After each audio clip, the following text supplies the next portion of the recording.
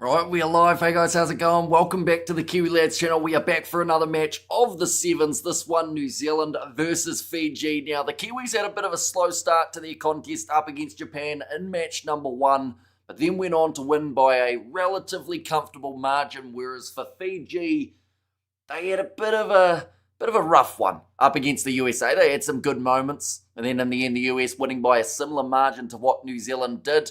This is a crucial game now for Fijiana, but they are up against one of the favourites to go on to win Perth Sevens competition. Looking through at the starting lineups for the New Zealanders, it is Georgia Miller, Stacey Waka, Kelsey Tanetti, Risi Poldi-Lane, who had a very solid game in the first contest, Maya Davis, Mahina Paul, and Jasmine Felix Hotham, last woman in the starting side. For the Fijians, they have got Anna Maria Naimasi, who is now the second most when it comes to tries scored for the Fijians. We did see in the first match, Ripi Alunisau managed to overtake her. Talatoka is in the starting lineup. Nalo to Bolatini, Ditavutu, the captain. We didn't see a huge amount of her in the first game. Poleki there too. And then also Eddie Marini is the last lady in the starting side. I don't know why it sounded Italian when I said that, but yeah, Fiji overall, they're a bit of a... I've said this about 3 or 4 teams, but they're a bit of a mixed team, how sometimes they'll play extremely incredibly, and then other times it just doesn't quite get out of second gear. I feel like up against New Zealand, they always like to be up for the challenge early. New Zealand have talked about trying to bring that physicality, something that Vahakolo mentioned after that first win up against the Japanese.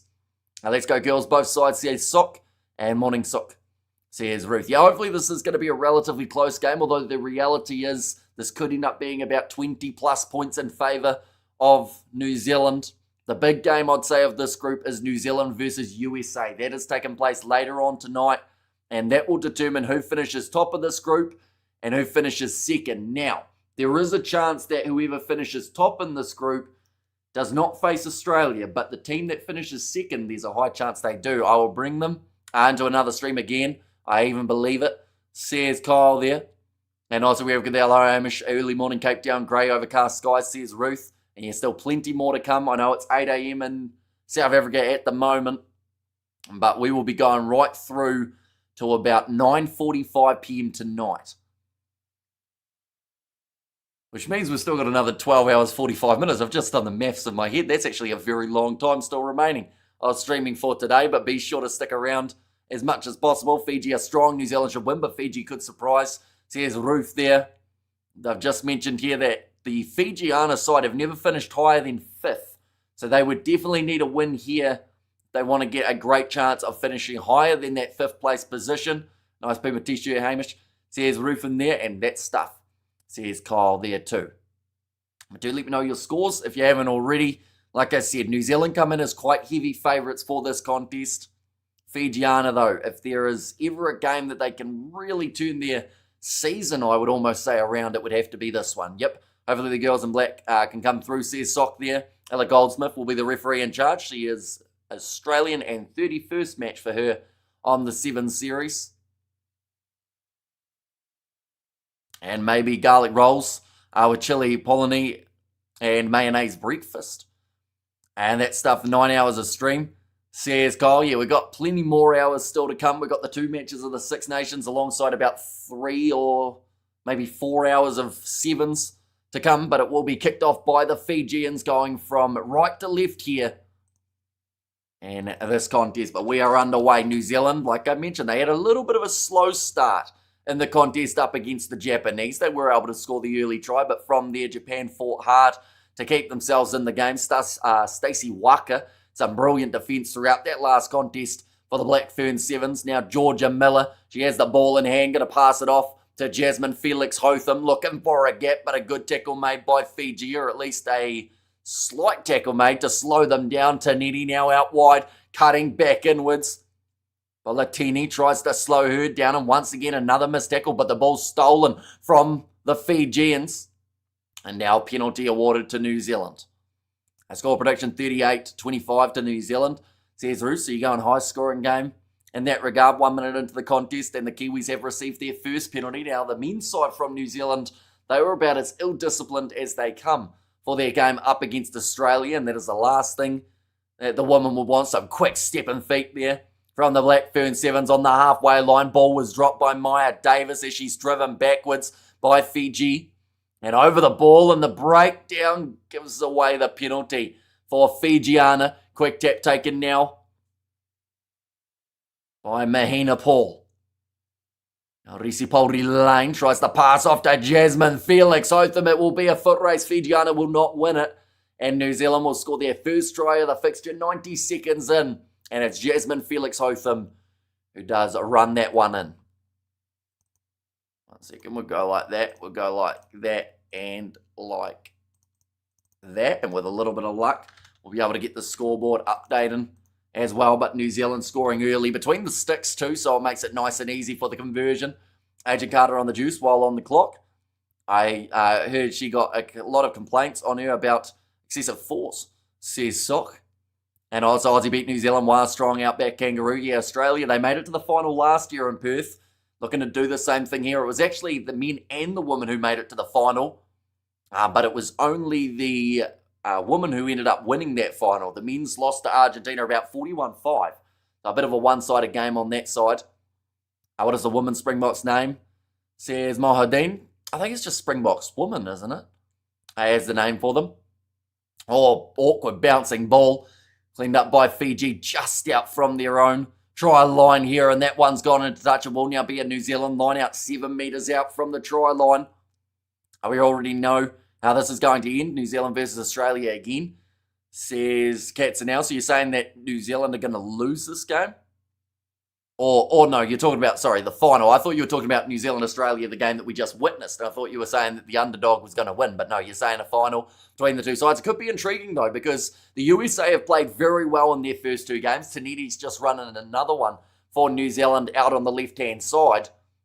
But if USA play like they have throughout their first couple games up against the Kiwis, if USA somehow win that contest, that all of a sudden changes the whole dynamic of the semi-finals. Because that then means that Australia and New Zealand could meet in the semis rather than the final of the contest. It's just New Zealand players can do anything.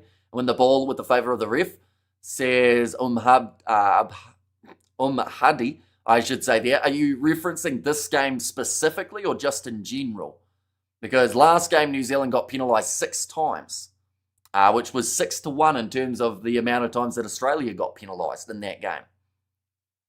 But now, 12-0. The moment for New Zealand, sitting 3 minutes, 10 seconds remaining in the first half. Nicely taken, though, by Fiji. Bulecki passes it across. That's going to be dropped by Ditavutu, the captain. Again, does put it down, and New Zealand runs straight through the gap. And Mahina Paul, she will get try number 3 for the Kiwis.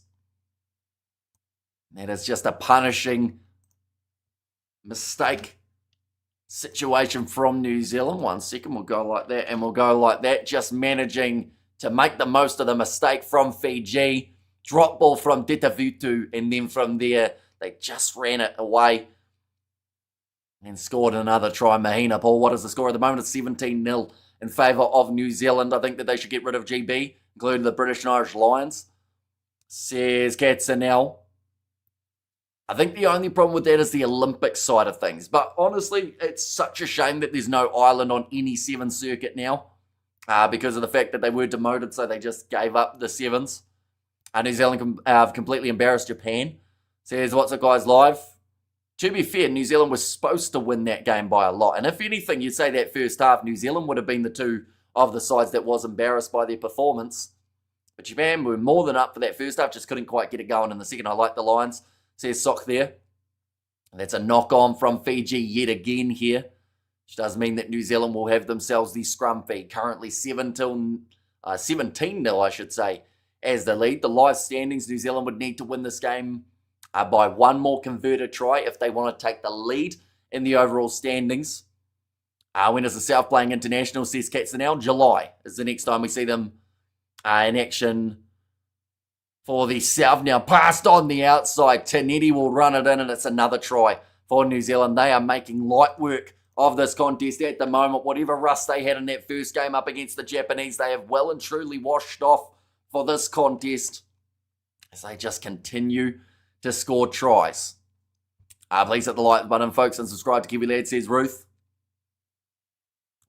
Tania almost did actually drop that ball when she tried to score it. What's the score? It says Mahadine at the moment. The score is 22-0 in favour of New Zealand. Oh. Okay, New Zealand have turned down the additional 2 points here to have one last chance of getting another attack going. I feel like there was enough time on the clock that they could have done that anyway. To be fair, they would have still had 30 seconds. So obviously, New Zealand feel that they are in a dominant enough position that they don't need to worry. Oh, and then a terrible reset from the Kiwis. A bit of a karma situation there for the Black Ferns Sevens as it gives Fiji the last attacking chance of the half. New Zealand on that try-hungry mood now. Says Sock in 22 already. Says Ruth and Fiji, come on girls, need to hit back. How's Uncle Hamish? Says Mohdeen. Once again, which uncle are you referring to? You've mentioned about my uncle about 6 times, but I'm not sure who the uncle actually is. That's going to be a knock-on from Fiji to end the half. I'll make the score now 22-0. I know they've said that there's just enough time for one more. The siren going just as that knock-on took place. They'll get one last attacking chance. How's the Bok doing? They managed to win their first game up against the Spanish. Their next game is around the corner up against the Argentines. We'll be doing commentary for the T20 World Cup. I'd like to, but there's just a lot of overlaps. Like, including that game between Afghanistan and New Zealand tomorrow. I think it overlaps with the... Am I correct in saying it overlaps with the Sevens playoff games? But maybe a couple games along the way. T20 is also the way that we've received a lot of copyright strikes on the channel's history. Mainly from other YouTube channels copyright striking us because they want more people watching their commentary of the game. So, like, it's a bit of a dangerous market to get into because it's not even the main broadcasters who copyright strike you. It's other, like, channels. That's you, Hamish. I'm an uncle. I didn't even know that yet. I have to congratulate my sister. We have to go Uncle Buck there. That's hilarious. Movie John Candy. Says Ruth. They are just talking to the USA in terms of what they've been able to do throughout this contest. And so far, they have had 2 wins from 2 throughout the Sevens comp. New Zealand, they've got the wet towels out there at the moment, just trying to stay cool. There's pure heat out there in Perth. Uncle Buck is one of the greats, and Fiji breakthrough, says Ruth. Now, second half about to get underway. Fiji will want to score 1. Pool A will be New Zealand versus USA to determine who goes top of their pool, says Jasmine. Exactly right. And Australia versus Canada on their side of the draw is probably the interesting one. Although at the same time, France actually managing to beat Canada in the first match. So that slightly changed the dynamic a little bit. Australia-France in 33 minutes.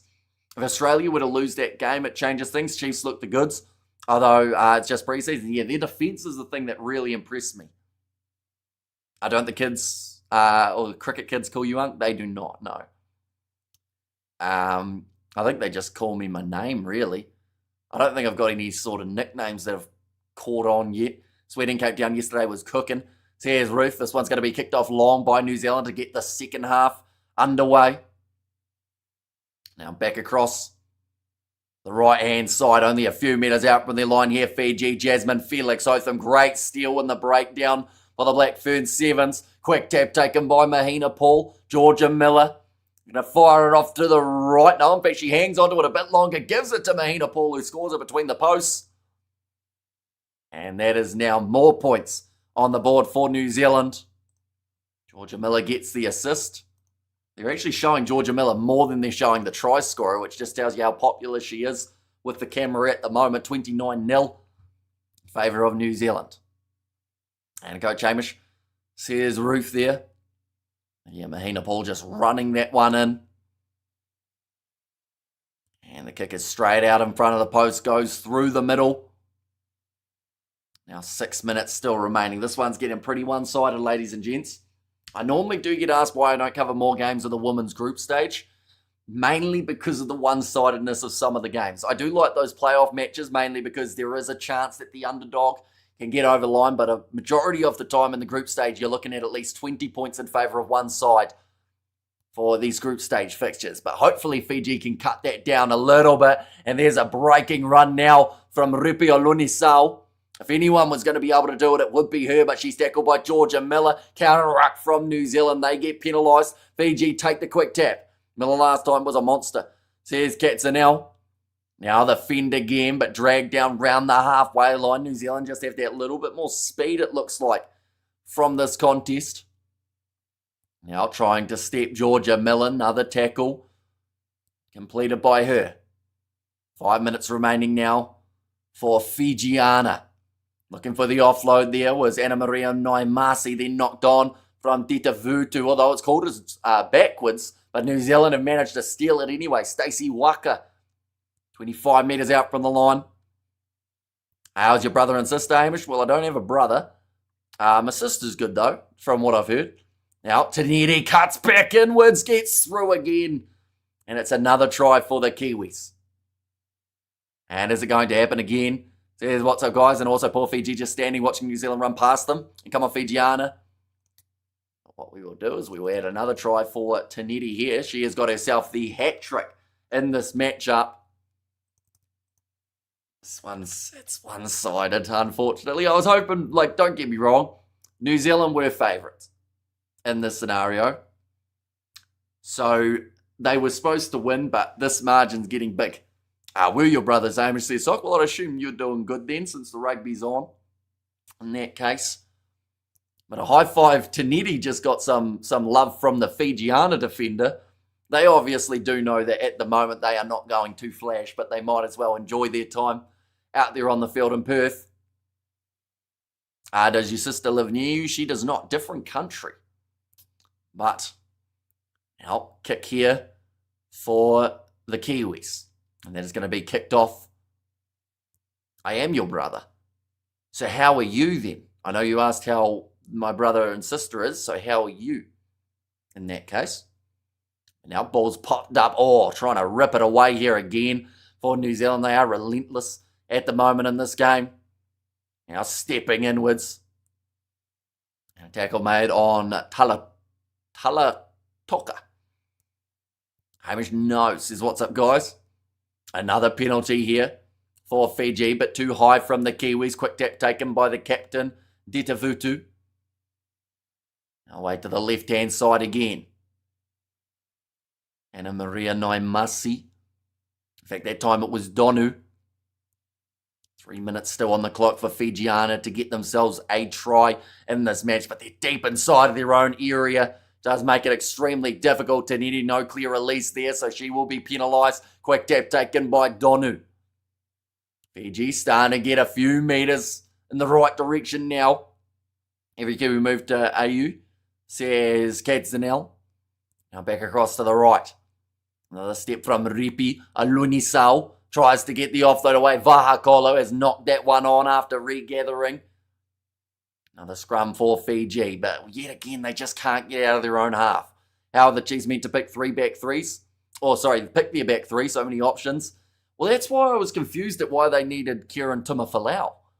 Because it's not like they have a lack of choice in terms of that back three. So, yeah, it's certainly going to hurt Moana more than it's going to... it sounds bad to say, but more than it's going to benefit the Chiefs. Don't get me wrong, he's a great player, but they probably already had a world-class winger that they could have used, if that makes sense. Whereas Moana don't. Unfortunately, that's going to be another advantage in the favour of Fiji. But yeah, Tino Nanasatoro is playing some brilliant rugby at the moment, so I'd like to think he'll be in there somewhere. Now stepping across, big fend. And the fact that it's without Sean Stevenson as well makes it that much more impressive. Now off to the left-hand side. Fiji have moved up to the 22-metre line, looking for the offload. Ripia Lunisau doesn't show a huge amount of pace when she was getting back for that ball. The ball's still there for Fijiana, also playing with 6 ladies on the field due to a bit of an injury and back play. Getting back up, here comes the captain. Offload on the inside. Can they score it? No, it's a 4 pass out wide for the Fijians. So it now means after 13 minutes, Fiji's still not quite able to get on the score sheet. Seen 5 errors from this Fijiana team. I just lost control of the ball. She. Australia's where the money is, says Sock. Yeah, the pass on the outside does travel in a forwards direction. 1 minute now left. Where is the NRL ref when you need one? Yeah, they normally let those ones slide, didn't they? Even though they had a bunker, a lot of passes did travel forward at times from memory. Oh, nice pass. Vahakolo now. Foot race here. She's going for the corner. She's going to be caught, though, by Fiji momentarily. Still looking to bump her way through, though. Fiji over the ball. It should be their penalty. Yes, it is. I think it's just falling apart for Fiji. A bit untidy, really. So here's what's up, guys. Just can't get over that line. Fiji not powerful enough. So here's Ruth. Now Fijiana, 25 seconds left. New Zealand wanting the steal, unable to quite get it. Here comes Detavutu. Is this the try for the Fijiana team? They're still playing with 6, by the way. The lady is still down in back play. But Detavutu, she will score the try. The captain of this Fijiana team. And they break the drought. Does make the scoreboard look a little bit better as well. There is the full-time siren too. Fiji need to focus on the fundamentals. Says that supporting Kiwi. And yep, NRL is like NFL most times. And it's the longest Sevens match. Says Katsanel. Is it? It hasn't been too bad, to be fair. In terms of timing, like they did have that scrum just after the halftime siren, which used up about an extra minute. New Zealand have completely embarrassed Fiji. Says lots of guys. You love the word embarrassed today, don't you? You see that they embarrassed Japan too. But they will now go head-to-head with the USA a little bit later on tonight, and that game will be a crucial one for the two teams. I will mention that kick actually missed from Fiji out in front of the post, so it makes it 36 points to 5. But nonetheless, I do thank you all very much for tuning in. The next live stream, just while we're at it, we've got 9 more to go for today.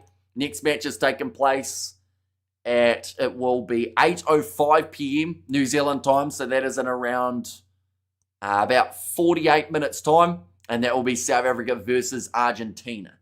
And then from there, we've got Fiji versus Spain straight after. Alongside that, we've got New Zealand versus, I think it's Great Britain, and Australia versus France as the games after that. Then New Zealand versus USA in the Women's Sevens. Then Fiji versus South Africa, followed by New Zealand versus France. And then just to close it all out, 2 more games of the Six Nations taking place later on as well. But nonetheless, I do thank you all very much for watching. If you did enjoy, be sure to leave a like and subscribe, and I will see you all for the next one.